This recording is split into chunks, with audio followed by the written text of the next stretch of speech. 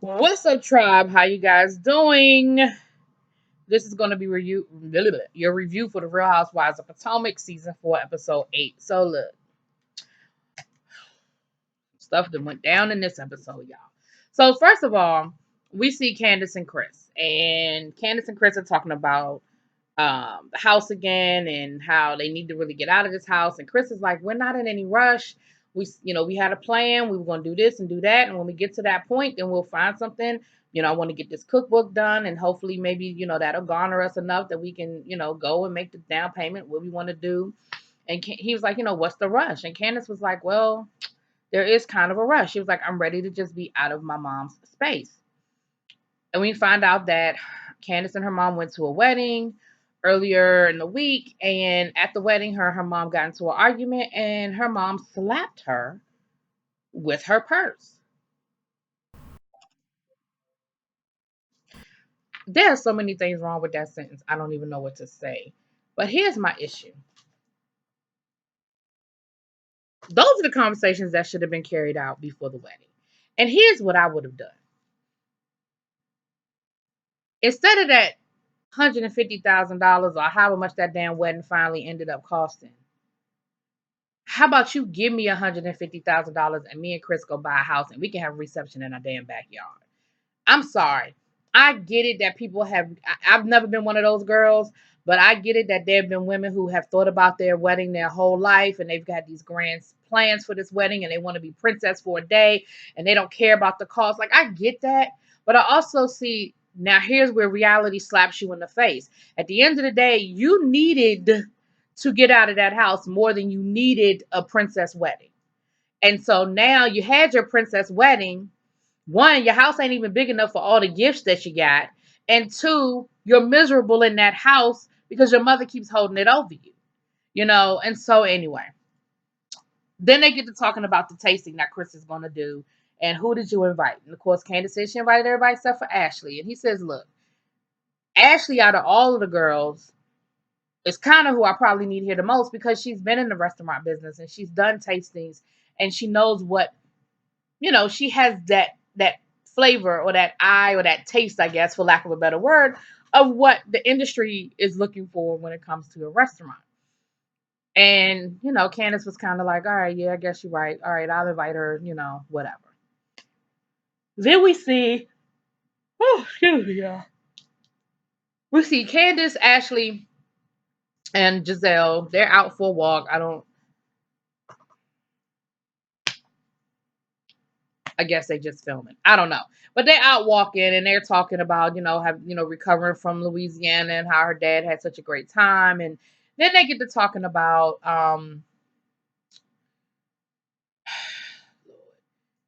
they got to talking about the rainbow party. And Giselle let Ashley know that Candace was not really impressed with what she saw from Ashley and Michael at the rainbow party, that she still don't believe that Ashley's really trying to get pregnant. She still don't believe the whole miscarriage story. And of course, Ashley is like, are you kidding me? Like, who would lie about having a miscarriage? Like, what is she talking about? Then the whole Amistad thing came up again, where Giselle told Ashley about the whole Amistad comment, and Ashley was like, what? That doesn't make sense. It doesn't make sense because that ain't what the fuck Monique said. Um,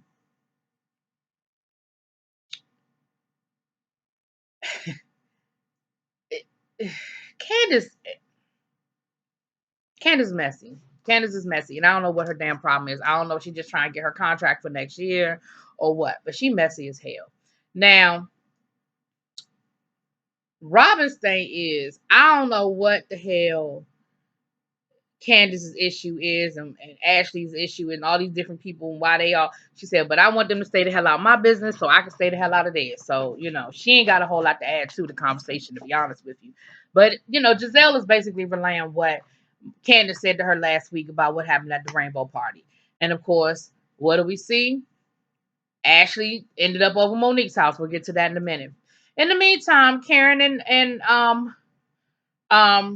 Ray, they go to a little dancing class because Karen said after her talk with Monique at the in the salt cave or what have you, she does understand that, family is a priority. And so she wants to start doing things with Ray, and so they wanted to do a dancing class. It was just something cute for them to do. And they looked like they had a good time. We also saw a cute little scene with Juan, Robin, and the kids. They were making her breakfast in bed. And she was saying how, the boys are getting older now. And they actually Googled Juan and Robin. And of course, all the stuff came up about the divorce, but they're still living together in the bankruptcy. She didn't bring up the bankruptcy, but if that came up, the damn bankruptcy came up. She said, and of course, they're old enough now to ask questions and want to know what's going on.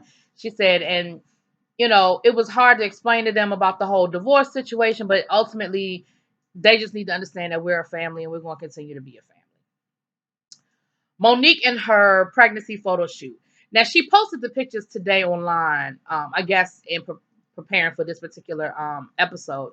Those pictures are gorgeous and they are different. She said, I had done the normal, the normal photo shoots before because this is her third baby, well, her fourth baby, and she said so I wanted to do something different.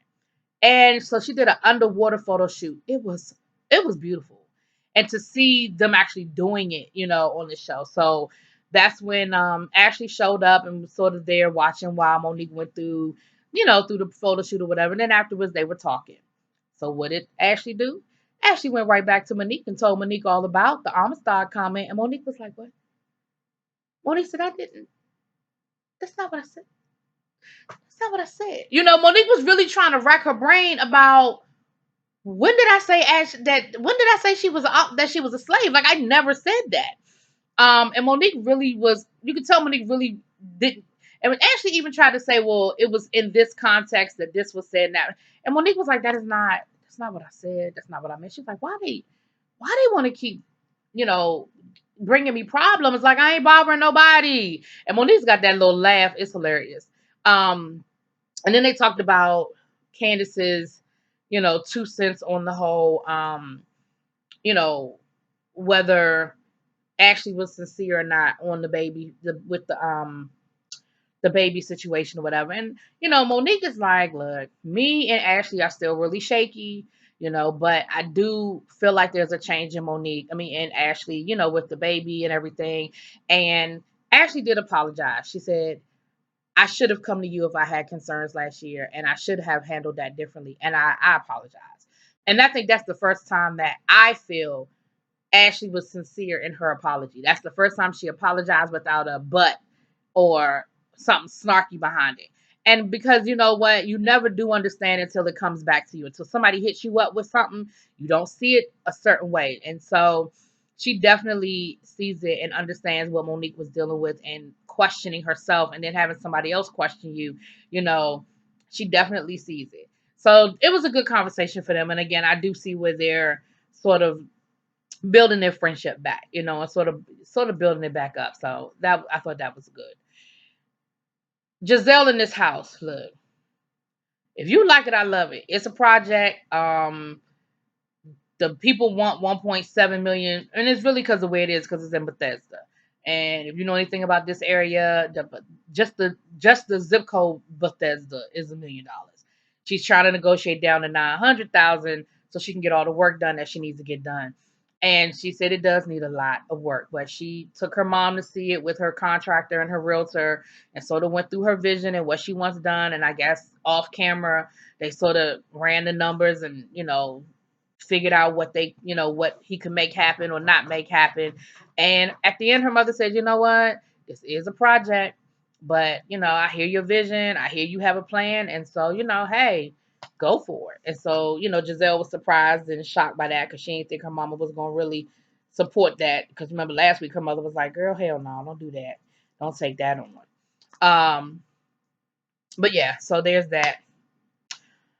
The Darbys are getting ready for the baby. Ashley done got Michael to get rid of the pool table in the living room, which is and he was like, dang on. He said, she said, look, it's not a bachelor pad anymore. We're trying to get ready for kids. The last thing we need is a pool table in the middle of the living room. Now, she said it's going into your office. So it sounds like they're just moving the pool table from their apartment to his office so that he'll still have his little pool table. It just won't be in her living room anymore.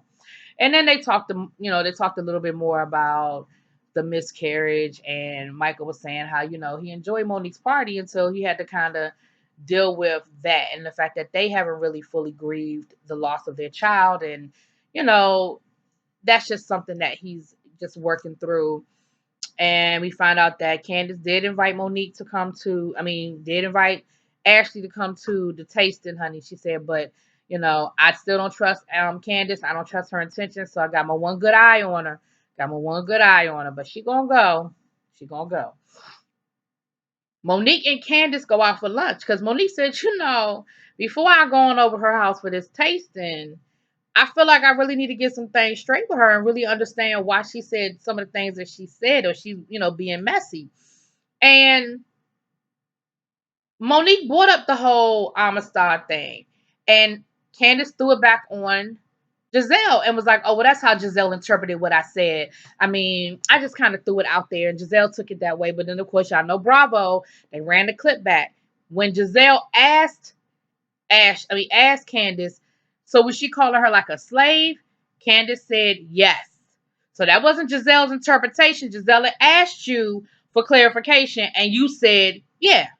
So, and Monique said, look, that is not what I meant. That's not what I said. That's not what I meant. What I was talking about was her free spirit. I wasn't calling her no slave. And she was like, and so of course Candace and her, and Monique said, see, I feel like you're picking everything I said apart, just like your mother does you. Don't talk about my mother. Don't talk about my mother. See, Monique was like, all I'm saying is the thing that you get irritated with that your mom does is what you're doing to me. That is not what I said. That was not my intent. My intent behind it. Yet that's what you're throwing. That's kind of what you're throwing at me, and that's not what I meant. And of course now Candace is upset because she gonna compare with my mother to somebody that she don't even like that. That's not the point. You're missing the point. What she's saying is you're doing to me what your mother does to you. She's not comparing the fact that she's as close to Katie as your mother-daughter relationship. That's not what she's saying. She's just saying, look, that's the comparison. Um, but Monique let her know, like, that is not, what I'm saying? Like, that's not what I meant. Like, and she said, and why would you even go back to them? You know how they are about me. You know that whatever I say, they're going to twist it around anyway. And of course, Candace is sitting there trying to act like it's not a big deal, and she don't understand what the problem is, and she don't understand why Monique is tripping the way she is, or why she acting the way she acted. But Monique is letting her know, look, we cool and all, but don't give them no reason to talk about me. And that's not what I meant. Don't misconstrue what I said, because that ain't what the fuck I meant. But they kind of went on and finished up lunch and everything, and Candace was getting upset. And Monique was like, whatever. Monique was like, you can get upset if you want to, but I said what I said. I meant what I meant. That's what I mean, honey. So we finally get to the tasting, honey. Robin and Giselle get there early, which is surprising because Robin don't get nowhere early, including almost missing flights. But Robin was the first one there. Now Candace gonna say some dumb shit talking about, well, I think people who show up on time is disrespectful. Yeah, because you ain't never on time for nothing, and it's not disrespectful. You shouldn't be on time. You should be on time. If somebody tells you to be at their house at 10 o'clock for something like a meal, you should be at their house at 10 o'clock because food gets cold. And Michael, and Chris turned around and looked at her like she was crazy when she said it. He gave her that look like you're crazy. But they got to talking, honey. And they got to talking about Ashley. And they were like, and to Robin and Giselle's credit, because they're cool with Ashley. They were actually defending Ashley, and they were like, what is it? Why are you just stuck on questioning Ashley or hating Ashley? Like, what is the problem? What is the issue?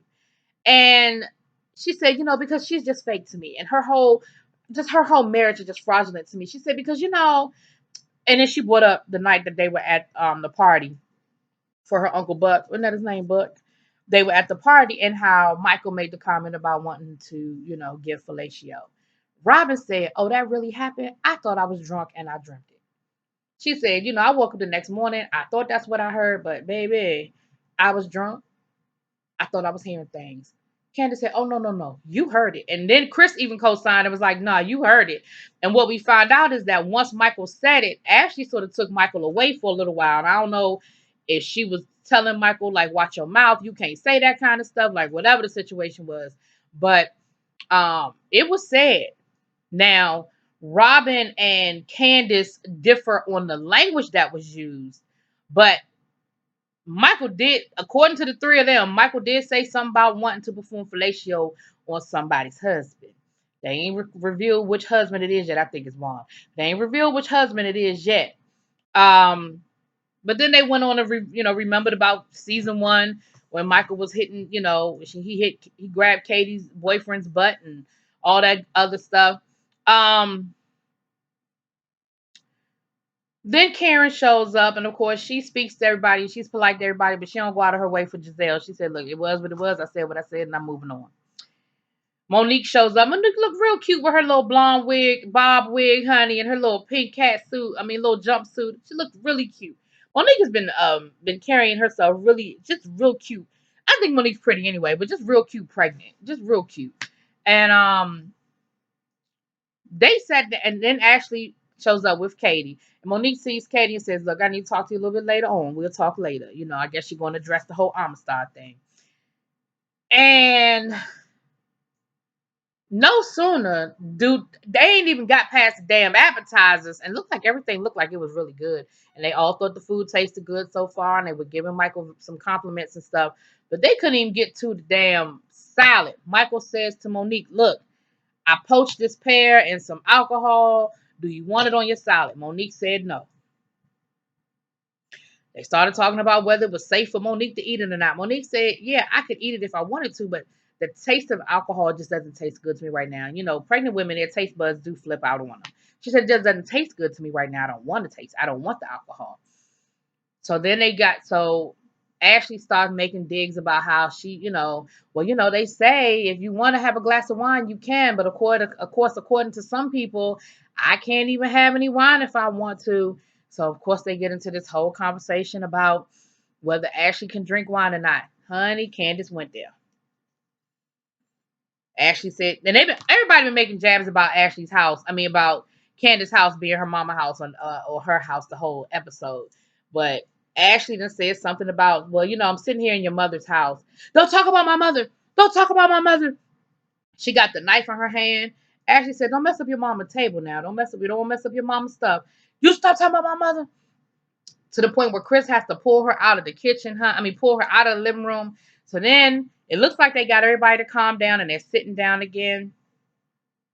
And Candace is like, "Well, the reason why I question you and I question whether you really are really in this real marriage or not is because, your husband is talking about giving fellatio to other men." Baby, that started the whole mess up again. Karen and Monique are sitting there because, Karen and Monique weren't at the party. So, of course, Karen and Monique are sitting there like, what the hell? All hell is breaking out.